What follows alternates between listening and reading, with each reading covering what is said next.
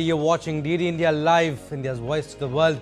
I'm Abhishek Mahajan. Coming up in the next 30 minutes. India's Prime Minister Narendra Modi to share his thoughts in a monthly radio program, Mann Ki Baat, at 11 a.m. Indian Standard Time. German police arrest key suspect in Friday's knife attack in Solingen. Second arrest in 24 hours. Terrorist group Islamic State claims responsibility of the attack. American Space Agency NASA announces plan to return stranded astronauts from space next year.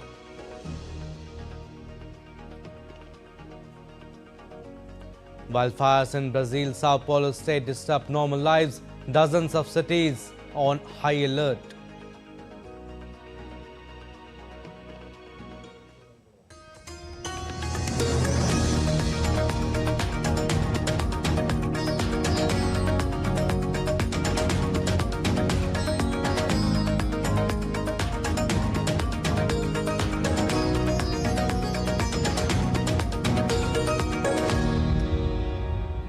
All right, news in detail now. India's Prime Minister Narendra Modi will share his thoughts with the people of the country and abroad in monthly radio program Mann Ki Baat on Sunday at 11 a.m. IST.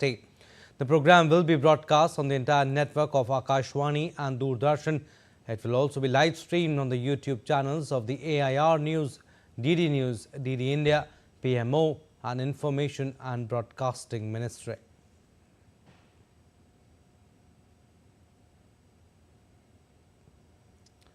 And India's Prime Minister Narendra Modi will be visiting Jalgaon in the state of Maharashtra on Sunday to distribute certificates to 1.1 million new Lakhpati Didis and to release fresh funds for women entrepreneurs.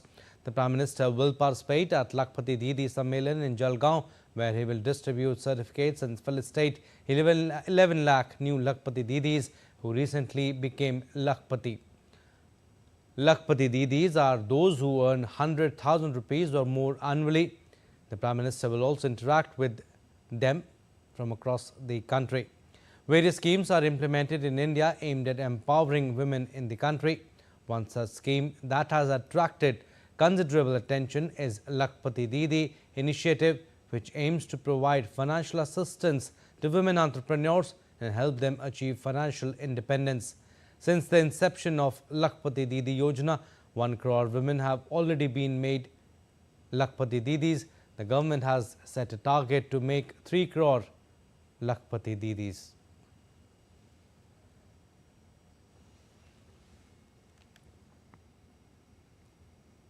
And the US government has given its nod to the sale of anti-submarine warfare sonobuoys to India.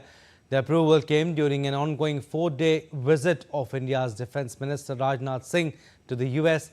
The anti-submarine gear is likely to cost $52 million and may give a major boost to India's anti-submarine warfare capabilities in the Indo-Pacific and the IOR region.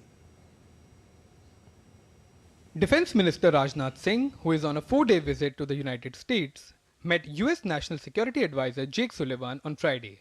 The two leaders discussed ongoing defence industrial collaboration projects between India and the US and potential areas where their industries could work together. In the meeting that took place at the White House in Washington, D.C., they also discussed the evolving geopolitical situation and other key regional security issues. The Defence Minister later held a roundtable discussion with leading defence companies. He also invited US defence manufacturers to India.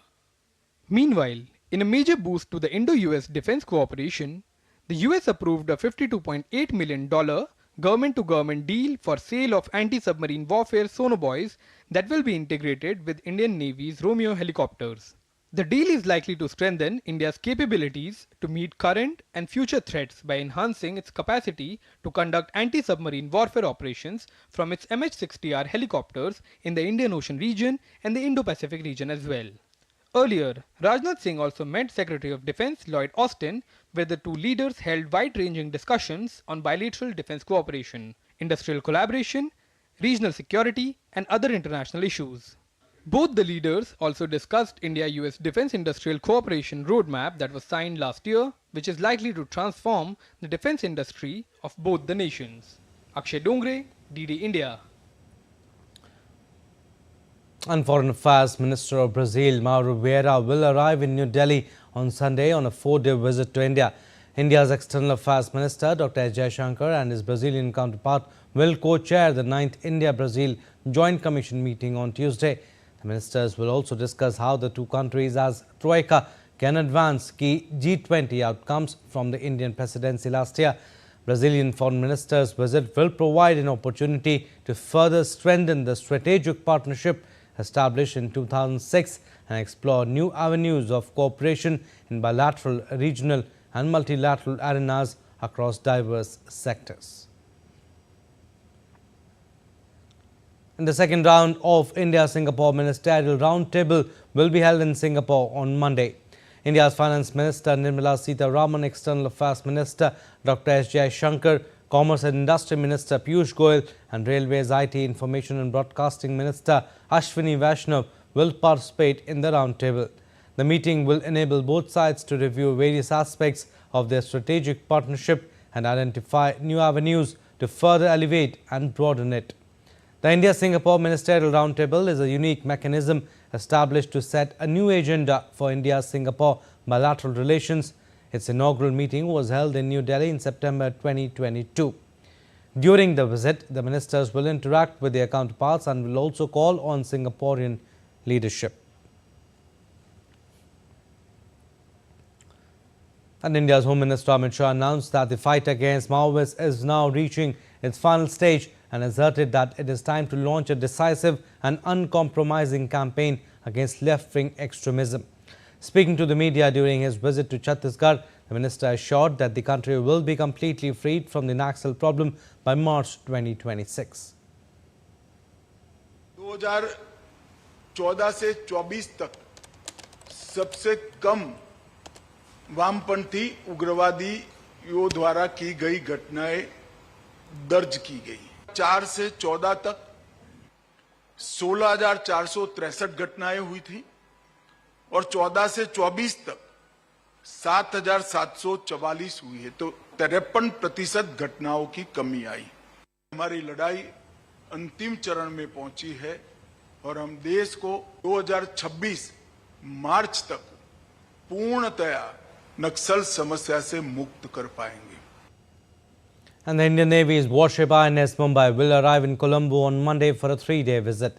The Sri Lanka Navy will ceremonially receive the ship. During its stay, INS Mumbai will deliver essential spare parts for the Dornier Maritime Patrol aircraft operated by the Sri Lanka Air Force. Along with this, INS Mumbai will also conduct joint activities with the Sri Lanka Navy, including sports events and yoga sessions. INS Mumbai is the third of the Delhi-class destroyers and commissioned on January 2001. Now let's take a look at other stories making news today. India's Union Cabinet, chaired by Prime Minister Narendra Modi, has approved the Unified Pension Scheme, which aims to provide a assured pension, family pension and assured minimum pension. The decision was announced by Union Minister Ashwini Vaishnav in a press briefing in New Delhi on Saturday. The minister said the new Unified Pension Scheme will benefit 23 lakh central government employees. The scheme will be effective from 1st April 2025. Doctors in southern India's Coimbatore had developed a unique app device to predict the weight of the baby inside the mother's womb. The app will help doctors and would-be mothers to compute prenatal weight estimates. Janmashtami is around the corner. Holy cities Mathura and Vrindavan are gearing up for the unforgettable celebrations. It is celebrated to honor the birth of Lord Krishna, the revered 8th incarnation of Lord Vishnu. While this festival is joyously observed across the globe, the celebrations in Mathura and Vrindavan hold a special charm, as these two holy cities are deeply intertwined with the birth and early life of Krishna.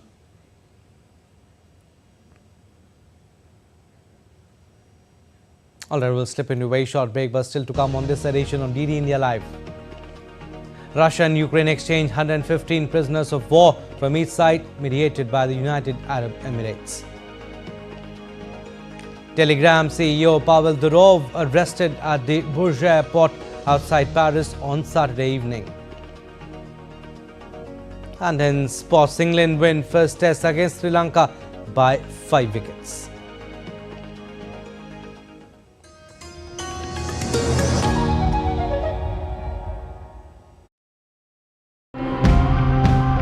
The World Wildlife Organization tells us that over 3 billion people across the globe rely on seafood.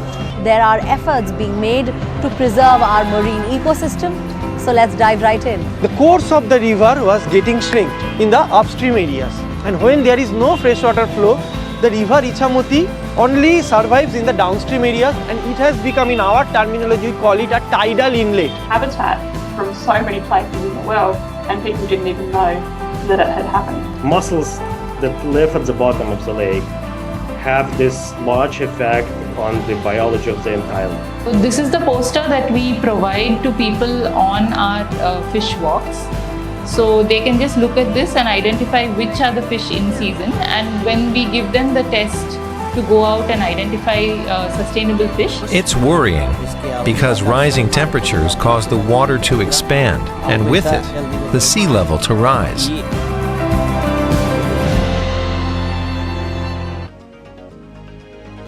Welcome back. You're watching DD India Live. I'm Abhishek Mahajan. Some more stories. 2 NASA astronauts, Sunita Williams and Barry Wilmore, will now return to Earth on a SpaceX vehicle in February next year. The pair, who rode on Boeing Starliner spacecraft to the International Space Station in June, were expected to be on an 8-day test mission, but have been stuck for months because of problems with Starliner's spacecraft. The Starliner's propulsion system experienced glitches on its way to the ISS, including leaks of helium, the gas that pushes fuel into the propulsion system. Several thrusters also failed. The agency therefore took the rare decision of reshuffling the 2 astronauts to a SpaceX mission and returning the Starliner empty. And during a press conference on Saturday, NASA Chief Bill Nelson said that the agency's decision to extend the astronauts' stay until next year was a result of their commitment to safety. Space flight is risky, even at its safest, and even at its most routine. And a test flight by nature is neither safe nor routine. And so the decision to keep Butch and Sonny aboard the International Space Station and bring the Boeing Starliner home uncrewed is a result of a commitment to safety. Our core value is safety, and it is our North Star. A man suspected of a stabbing rampage in the western German town of Solingen has been taken into police custody on Saturday after the attack that killed 3 people. North Rhine-Westphalia's Interior Minister Herbert Hoyle said the authorities spent the day following a hot lead that led to the arrest. The man was affiliated with a home for refugees that had been searched earlier in the day. Hoyle added that a manhunt was conducted after the attack, making 2 arrests that were likely not the perpetrator. Earlier, the Islamic State group claimed the responsibility for the attack that occurred in the Fraunhof, a market square in Solingen, during a festival marking the city's 650th anniversary. The attack also wounded 8 people. Now, Russia and Ukraine have exchanged 115 prisoners of war from each side, mediated by the United Arab Emirates. Russian Defense Ministry said that the Russian servicemen swapped were captured in the Kursk region by Ukrainian forces. They were now in Belarus and will receive medical treatment and rehabilitation upon their return to Russia. And footage from the Ombudsman of Ukraine showed a large group of Ukrainian servicemen singing their national anthem after their release. Ukrainian President Volodymyr Zelensky expressed gratitude for the UAE's role in facilitating the prisoner swap. The latest swap happened over 2 weeks after Kiev launched an incursion into Russia's Kursk region.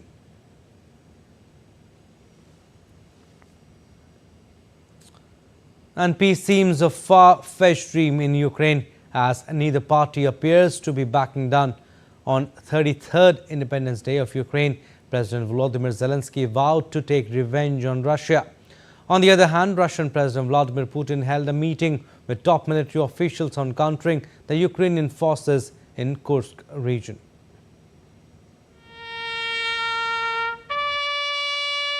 Ukrainian President Volodymyr Zelensky and his wife Olena Zelenska paid tribute to fallen soldiers on the 33rd Independence Day of Ukraine that was celebrated on Saturday.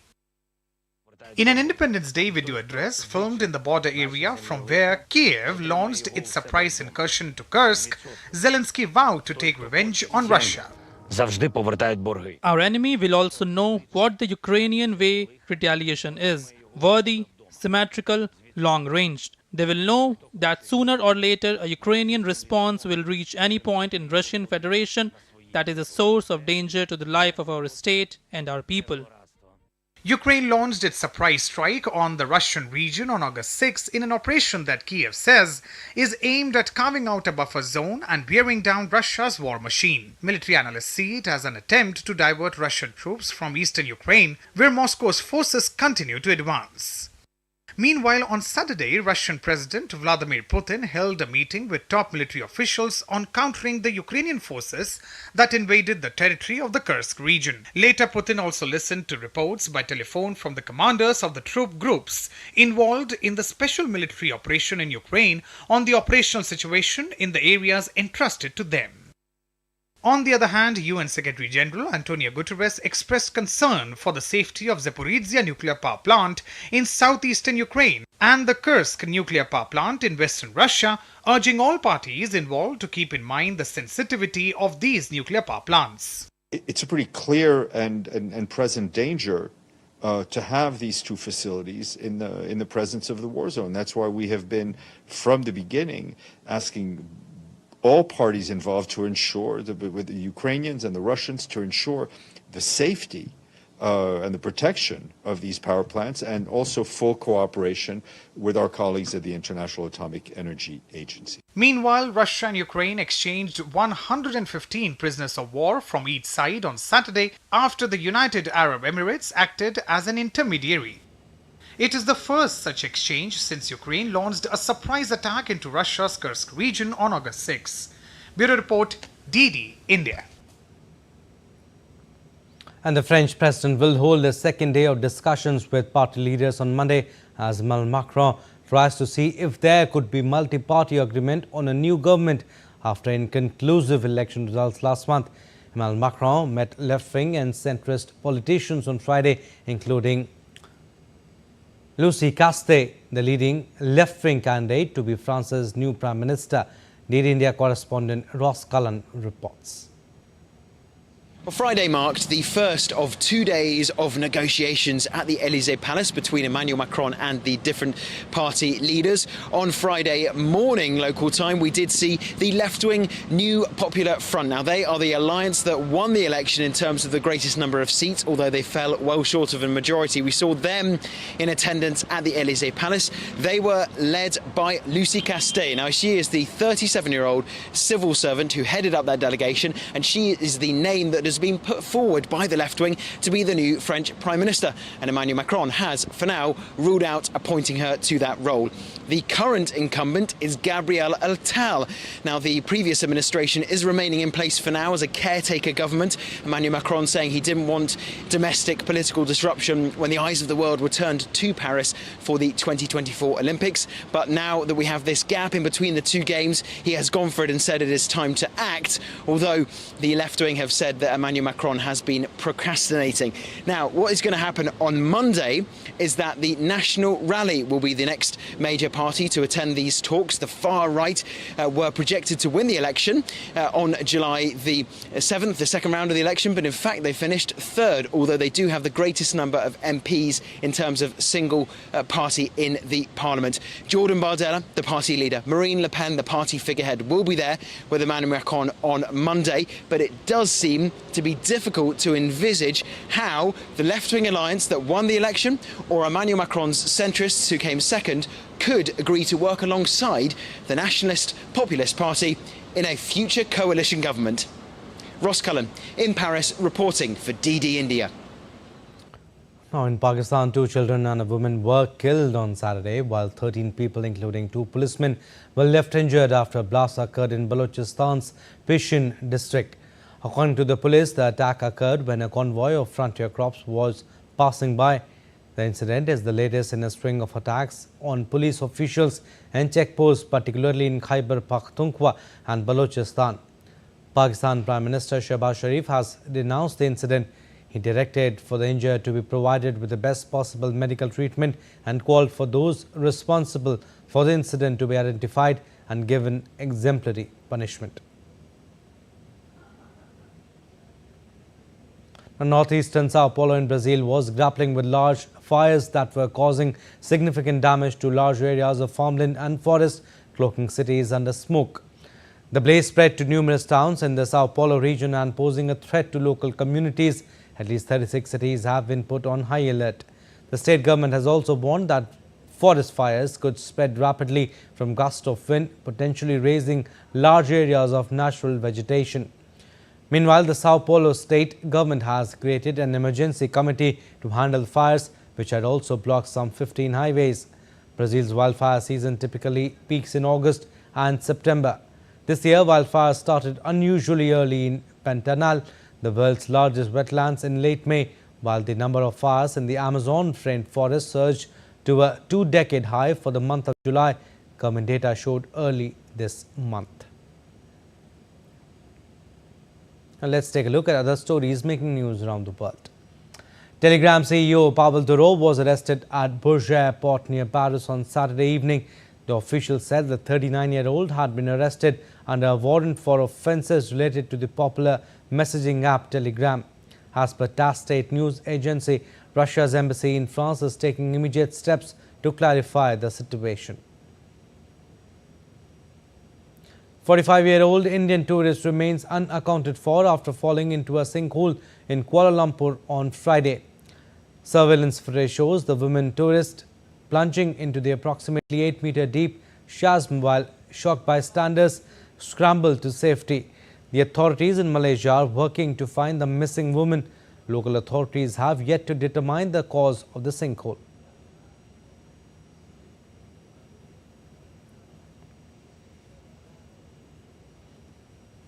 Lithuania's capital, Vilnius, hosted its 3rd annual Corgi racing event at Wingis Park on Saturday, attracting thousands of spectators. Over 100 Welsh, Pembroke and Cardigan Corgis from across Europe participated in events like costume contest, sprint competition and a 50-meter race. The event kicked off with a costume contest where Corgis showcased various outfits and were judged through live public voting.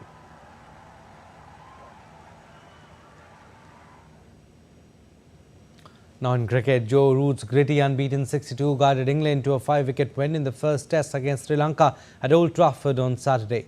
Set 205 to win, England were faltering at 56 for 2 when star batsman Joe Root came in shortly before tea on the 4th day.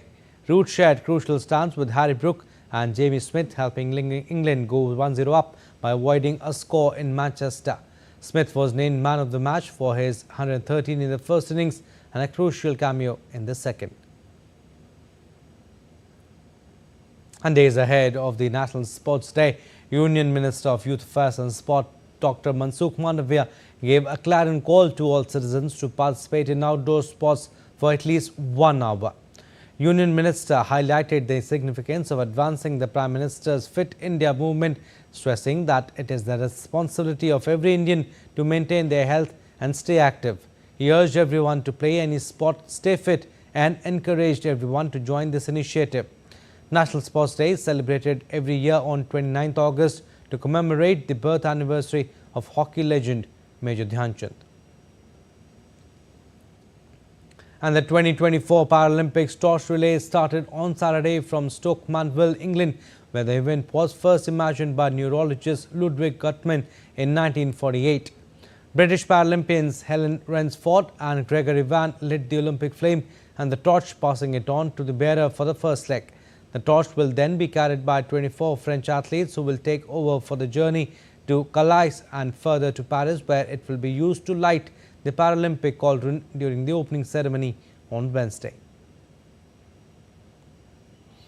All right, that's all for this edition of DD India Live, but do let us know your thoughts on the news of the day. For those on the go, you can get all the latest news and updates from India and across the world on DD India mobile app.